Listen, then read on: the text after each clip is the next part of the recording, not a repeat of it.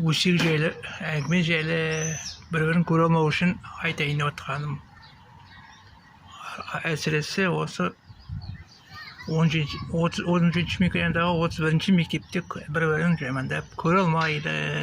Өсек айту, сөйтіп бір-бірін жұмса шығарады, өсек айтып, өтірік айтып. Әсіресе соның ішінде мен де өтірік айтып, мен де шығарып жіберді. Сосын ағайындарында арасында көре алмаушылық бар. Өсек айтып, жамандайды бір-бірін. Бұл қалай болып кетті өмір-ау. Ағайындар-ау, не болып кеткенсіздер, көре алмайсыздар бір-біріңізді. Қайтейін енді. Өмір қиындап баратыр. Немен бізді жамандап. Туған деген бір-бірінде итше жеп не болып баратыр. Соны айтайын дегенім.